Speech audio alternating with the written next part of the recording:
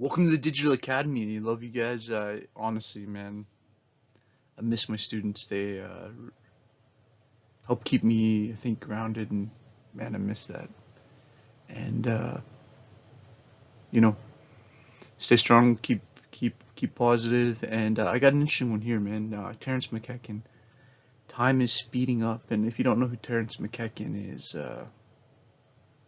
interesting dude, highly associated with the psychedelic movement. But that's not all he was. He was very, very interesting psychological and scientific and mystical thinker.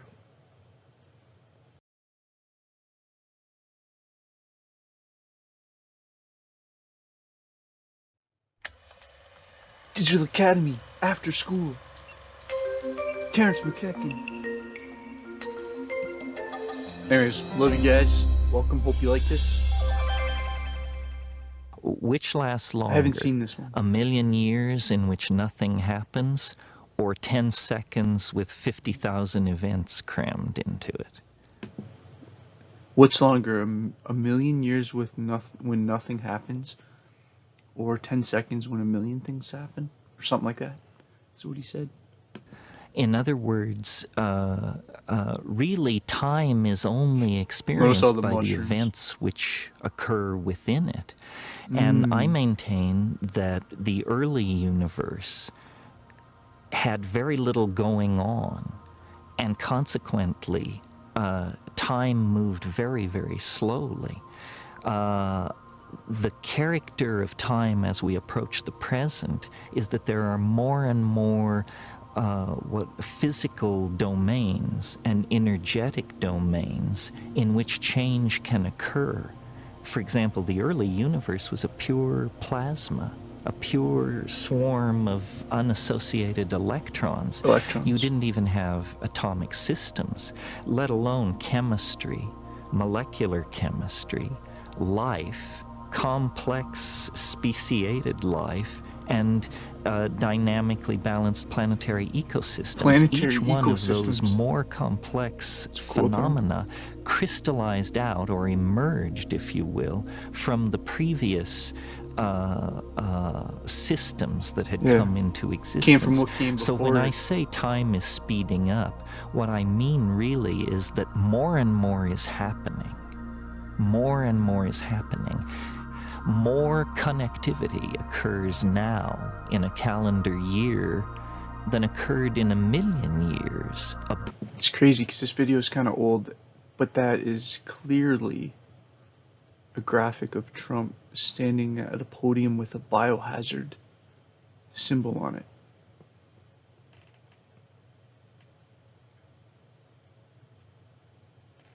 That's something to think about, because I forget how old this video is, but I don't think it's, I could quickly check. But yes, it's just interesting. Billion years ago. So somehow, as we approach the present, we find ourselves in an ever denser realm of activity, interrelationship, connectivity, and the result of this is more of the same, producing a shrinking globe, ever more immersive technologies, dissolution of political, social, gender, and class boundaries of all sorts. So that's what I mean when I say the universe is speeding up. You know, before the advent of man, of human beings, the fastest changes on this planet of any consequence were genetic changes in the genomes of plants and animals. Well, biologists know that for a fruit fly to add a spur to its leg, for a bird to change its plumage, you need hundreds of thousands, sometimes millions of years of evolutionary time. With the advent of human beings using spoken language, a new kind of possibility was born. It's called epigenetic change. In other words, change which is not about genes. So this is a very, very, very epigenetic change. Is a very, very interesting idea that one of the things that separates humans from other creatures is that, well, you know, I could pick up a book, a philosophy book and learn ideas from Plato, who lived thousands of years ago, because some other human figured out how to translate his original language to my language, and some different other human produced a book. Some other human had a store that had the book, and I happened to buy it.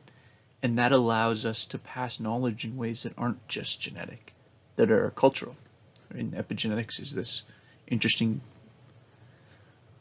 I think you would call it a subfield in genetics, looking at how lived experience and genetics interact and how the life you live actually might affect the behavioral life you live, might actually have an encoding influence on our genetics. Right, so the classic example is you stress out a rat mother over and over and over and over and over, then you allow her to conceive, and then all of a sudden she has babies that have a higher threshold of anxiety. Right, and it's like, well, how did they get that? Well, some of it might be chemical, right, but some of it might also be a behavioral aspect of genetic heritability. Man, that was a mouthful. I don't know if that made sense. You might be just about to explain it better with a picture, but yeah, let's keep going. But which is about languages, customs, behaviors of human beings. Epigenetic change reaches its dramatic culmination in speech, writing, and communication of all sorts. And so the carriers of epigenetic change, the human beings, are automatically then the carriers of accelerated novelty. And so when you look at, let's say, evolution on a coral reef, and you compare it, let's say, to the evolution of political ideas in modern Europe, obviously modern Europe's rate of change in this domain is thousands of times faster. So by moving from the genetic to the epigenetic realm, we have vastly accelerated all kinds of processes. Now we appear to be about to move from the strictly human domain to the digital AI, human-machine symbiosis domain. And of course, machines process information, make connections, and do their work at a rate thousands of times faster than any human being can work.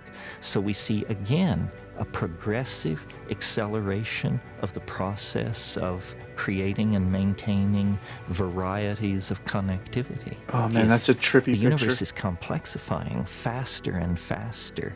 A epoch, a time will come when this rate of complexification is occurring so rapidly that it will become itself the overwhelming phenomena in the world of three-dimensional space and time.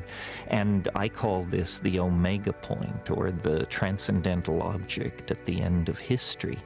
And I believe it is not transcendental that far object at the that end with of the history? emergence of global internet, a human population of several billions, an electronic noosphere, that we are now within the shadow. See, that's what I'm saying, man. Don't. Somebody says, "Oh, Terence McKenna, he was just a druggie." It's like, really? Because one of the videos I have coming up next is Elon Musk's new Neuralink program, which is basically what McKecken was talking about a long time ago. He just called it a neurosphere or something like that. Elon Musk calls it Neuralink. Well, Elon Musk, that's a whole. Him and Terence McKecken in real life, probably, I doubt they met. The ages, I don't think match up, but man, I'm sure they would at least respect each other, you know? So it's interesting to think that this is what a little while ago would have sounded like just a tripped out idea. He's basically talking about Elon Musk is Neuralink, and if you want to Google that, it's just neuro, like how you'd spell like neurology or neuron. It's like Neuro, Neuralink. Anyways, don't Google it, because that's like going to be one of my next videos. And if you're a Digital Academy member, don't worry, I got you covered on Neuralink soon. Of this transcendental object at the end of time. Our religions sense it That's what gives them their apocalyptic intuitions. And I think the ordinary man and woman in the street sense a kind of built-in acceleration to time itself. Well, rather than dismissing that or treating it as a psychological perception or something unique to our society, I took it as a basic perception about physics, and Wow. have built It's not elaborate just your own mathematically anxiety. defined theories It is around speeding up this idea, and then have phenomenologically. found, to my astonishment, incredible congruences with other work. I'm thinking. Sorry, I don't want to talk over people. And I know the audio is not good when I do that. I know you can't really hear me. So I'm going to try not to do that. Right? So he's not, I think the important distinction here is he's talking about phenomenological experience and how that's actually experienced. And remember, phenomenology is this European philosophy that means you've heard the words before, like phenomena, or it's a phenomenon. What's that mean? It means it's like a thing that's happening, but it's not just that thing. As a human being, you're making sense of that thing. And so phenomenology is looking at this idea that as human beings, we're meaning-making creatures, and we add an interpretive element to our understanding of reality and our understanding of phenomena. And so a phenomenological look at this is saying, like, yeah, okay, so time technically depends on our measure of analysis, our level of analysis, because if we're just putting clocks on the wall, the needle on the clock's not going any faster, but the psychological experience of it feels like it's going faster. All right, and phenomenological subjective content, it's not a hallucination. It's not as measurable and tangible as something super objective like a spinning needle on a clock. Right, but this is getting us deep into, a concept that in Western philosophy has been huge for a long time is what is subjective and objective. Right, at a certain point, this video right now is 11 minutes and 30 seconds. It's like some of you have found this boring. Some of you probably didn't even finish watching it. Some of you might find it interesting. So, I might. So it's like all those different subjective experiences of this don't change the point that until I said that point, it was at 11 and a half minutes. Right, so there can be subjective and objective layers. Well, there is. And at a certain point, it's just words. It's just life. Okay, so I hope that was nice and clear and super specific. Of the Mayan calendar and its curious countdown-like quality toward an extremely unique All these lines on my forehead that the Maya felt would occur in the same time frame that my own equations predicted, even though at the time I was unaware of the Maya. So what we have here is a new model of time based on a very real intuition that I think most people share, which is that time is speeding up, that human beings are part of that process, and that the culmination of that process is now within the ven of historical time. In other words, I believe it will happen in 2012, in December, coincident with the same events that the Maya placed at the end of their calendar. Even if I'm wrong, even if it's 100 years or 500 years later, these are still spans of time. So interesting, right? Because it's so you can tell by that last comment that this is an older video. Obviously pre-2012, right? And if you were younger, I wouldn't judge you for forgetting that coming up to December 21st, 2012, there was a lot of hysteria around that, because that was like when the Mayan calendar came to the end, blah, blah, blah. And then there's a lot of, the problem with this stuff is as soon as it's the day after, there's a lot of reinterpretation immediately, right? So, and then immediately it's that it's not really the end of the world, it's actually the end of a certain stage of consciousness or whatever. But then again, if you look at it, if I take off my like critical lens and think 2012 actually, in terms of the trajectory of humanity, that's basically the birth of a lot of social media. So to say that we as a consciousness changed after that, but again, like it's like there's nothing specific about the 21st of December. I don't think.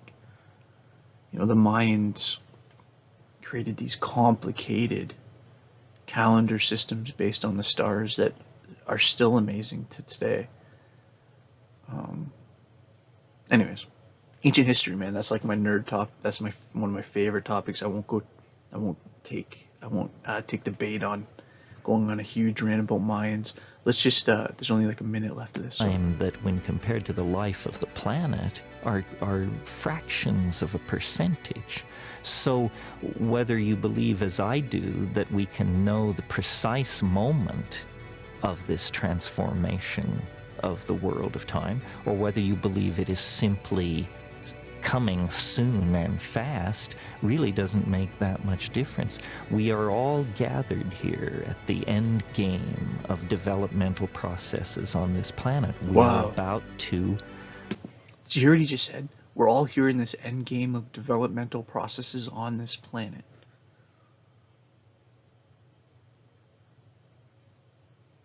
Now, I'd obviously push back. I just don't. I think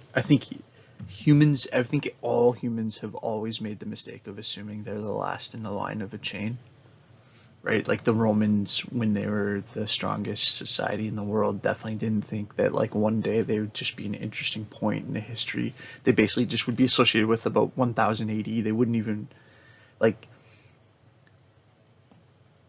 There's going to be people after us. Become unrecognizable to ourselves as a species. Our technologies, our religions, our science has pushed us toward this for thousands of years without us awakening to what the denouement would be. Now we stand close enough to it that I think all but the most lumpen among us must feel the tug of the transcendental and the transformative. The tug of the transformational and the transformative. Yep. That's interesting, man. Terence McKenna, like, it's like, yeah, anyone like him and Timothy Leary and Gordon Allport and Ram Dass, and I think maybe Ram Dass is Gordon Allport. I think each one of those three guys changed their names to Ram Dass. I'm sorry, I forget, but those guys were heavily associated with this idea of, I don't know, kind of how like LSD and psychedelics mix with early experiments in psychiatry and psychology. And while some of their stuff is kind of dated now, those guys were incredibly interesting. And anyways, thought again, this video is not saying time speeding up. It's saying the experience in your brain of time. If you feel like it's speeding up, if you feel like things are crazier than they've ever been, it's not just personal anxiety. The word is phenomenological experience. That's just a smarter, better way to say that. It's just in your head, because that it's just you makes it sound like it's BS. Phenomenological experience is an actual thing. You're actually interpreting, and because of your past and because of your lens and because of the media you've watched and the way you've been parented and the experiences that you've had and what matters to you and who you value and who you don't value, and all these things shape how you interpret, well, just interpret, but add meaning and in an interpretive way towards your world. Okay. Anyways, man, I don't know. I'm getting rusty with my rants, man. I haven't been in front of a class since like early March. Anyways, love you guys and miss you, and keep your stick on the ice. And I should say that because hockey's about to come back, I think. So anyways, stay well and take care.